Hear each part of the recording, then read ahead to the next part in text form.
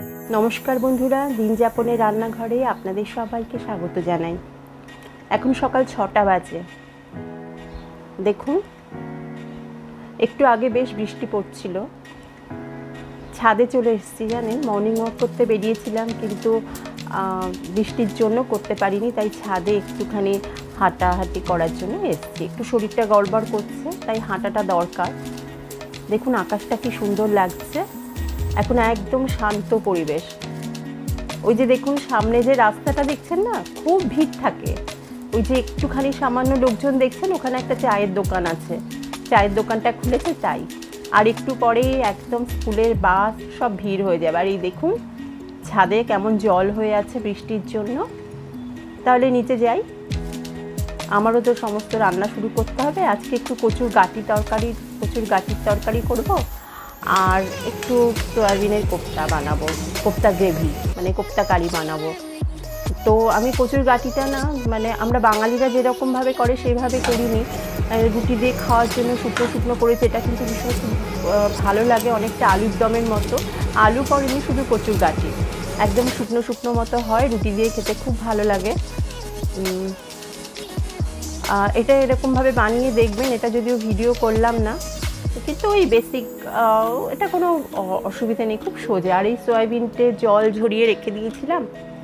আর এই দেখুন আলু, টমেটো, আদা, কাঁচা লঙ্কা এগুলো সব যোগাযন্ত্র করেই আমি ওপরে গেছিলাম। আর কাজু বাদাম আছে, কিশমিশ আছে, এইগুলো মোটামুটি আমার এই উপকরণগুলোই লাগবে। ওই টমেটো, আদা, কাঁচা লঙ্কা আর কাজু বাদাম একটা পেস্ট করে নেব। আর এখানে সয়াবিনের একটা পেস্ট করছি, আদা দিয়েছি, কাঁচা লঙ্কা দিয়েছি, একটু হলুদ দিয়েছি, একটু লঙ্কার গুঁড়ো দিলাম সামান্য একটু, আর একটু হিং দিয়েছি, একটু হিংও দিলাম। আর তারপরে একটুখানি পনির দিচ্ছি, পনিরটা দিলাম। অ্যাকচুয়ালি এখানে যদি মানে ঘরে বানানো ছানাটা থাকে, মানে দুধ কেটে ছানাটা যদি দেওয়া হতো তাহলে আরও বেশি টেস্ট হতো। যেহেতু আমার কাছে নেই সেই জন্য ওই পনিরটাই দিলাম, কালকের বিকেলে আনা পনির। আরেকটু যেটুকু ছিল সেটুকু একটু গ্রেট করে দিয়ে দিলাম। এবার খুব ভালো করে এটাকে মাখাবো। আমি এটার মধ্যে আর কোনো একটু সামান্য কর্নফ্লাওয়ার দেবো, ব্যাস। কর্নফ্লাওয়ারটা দিয়ে একটু বাইন্ডিংয়ের জন্য সামান্য 1 চামচ কর্নফ্লাওয়ার দিয়েছি, ব্যাস। তারপরে খুব ভালো করে মাখিয়ে এটাকে কোপ্তার আকারে গড়ে নিয়েছি। এবং কোপ্তার মধ্যে আমি একটা একটা করে না কিশমিশ দিয়েছি। এটা আমার খুব ভালো লাগে। অনেকে কিশমিশ দেয় না বা অনেকে দেয়, কিন্তু আমি সমস্ত যে কোনো কোপ্তা বানালে আমি একটা কিশমিশ দিই। আমার ওটা খুব খেতে ভালো লাগে এবং আমাদের বাড়ির সবারও খুব খেতে ভালো লাগে। এবার একটা একটা করে কোপ্তা ভেজে নিলাম। প্রথমে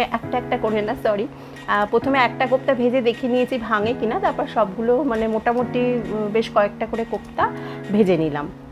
আর এবার তেল ভেজে নিয়ে তারপরে এবার অন্য কড়াইয়ে তেল চাপিয়ে দিয়েছি। তেলের মধ্যে জিরা আর তেজপাতা দিয়েছি। এবার ওই যে টমেটো, কাঁচা লঙ্কা, আদার আর কাজু বাদামের যে পেস্টটা বলেছি তৈরি করে রাখবো, সেইটা আমি দিয়ে দিচ্ছি আস্তে আস্তে।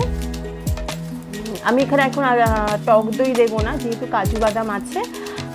আর টক দই দিলেও ভালো লাগে, কিন্তু আমার কাছে যেহেতু এখন টক দই নেই এই মুহূর্তে, তাই আমি টক দই দিলাম না। কিন্তু এটা খেতে খুব ভালো লাগে। আর ওই যে মিক্সিতে যেটুকু লেগেছিল সেটুকু ধুয়ে ওই জলটুকু দিয়ে দিলাম। এবার ভালো করে কষবে। একদম যখন তেলটা বেরিয়ে আসবে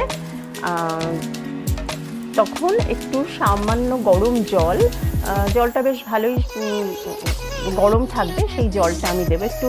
এবার একটুখানি নুন দিলাম স্বাদ মতো। আর খুব ভালো করে কষাতে হবে। আর আলু তো ভেজে রেখেই দিয়েছি।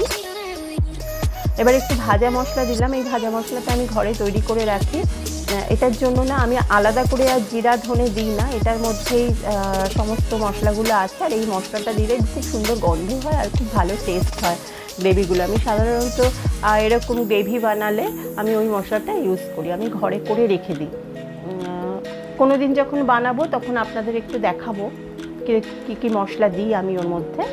এই দেখুন তেলটা বেরিয়ে গেছে। এবার আমি একটু ফুটন্ত যে জলটা রেখেছিলাম, গরম জল, সেই গরম জলটা দিয়ে দিলাম আর আলুগুলো দিয়ে দিলাম। একটু ফুটে ওঠার পরে এবার আমি কোপ্তাগুলোও দিয়ে দেবো। একটু ফুটে উঠবে, একটু মোটামুটি একটু গ্যাসের সেন্টটা একটুখানি বাড়িয়ে দিয়ে একটু ফুটিয়ে নিয়ে আস্তে আস্তে আমি কোপ্তাগুলো দিয়ে দিলাম। এবার কোপ্তাগুলো দিয়ে আমি এই 2 মিনিটের মতো একটু ঢাকা দিয়ে রেখেছি। মাঝারি সিমে রেখে। এই যে ফুটে ওঠার পরে বেশ ভালো করে ফুটে উঠেছে, এবারে একটু আমি ঘি দিলাম। ঘিটা একটু দিতেই হয়, না হলে টেস্ট একটু অন্যরকম লাগে। ঘি দিলে আপনাদের ইচ্ছে মতো আপনারা ঘি দিতেও পারেন, অনেকে তো ঘি খাওয়া বারণ, ঘি দিতেও পারেন নাও দিতে পারেন। এবার ঘি দিয়ে ভালো করে ফুটে ওঠার পরে আমি একটু গরম মশলা দিলাম। এই গরম মশলাটাও আমি নিজে করে রাখি, আমি দোকানে গরম মশলা দিই না সাধারণত। ভালো করে ফুটে ওঠার পরে আমার কোপ্তা আলু, সয়াবিনের কোপ্তা আলুর তরকারি তৈরি হয়ে গেল। ব্যাস, আজকে এইটুকুই ব্লগ করলাম, এই রেসিপিটুকুই আমি একটু দেখালাম আর একটুখানি সাজিয়ে তোলার চেষ্টা করলাম। আপনাদের কেমন লাগলো একটু বলবেন। সামনে আরও ভালো ব্লগ নিয়ে আসবো, একটু লাইক শেয়ার আর সাবস্ক্রাইব করে দেবেন, তাহলে আমিও একটু উৎসাহিত পাবো আর আরও ব্লগ করার ইচ্ছে থাকবে এবং ব্লগ নিয়ে আসবো। Thank you for watching.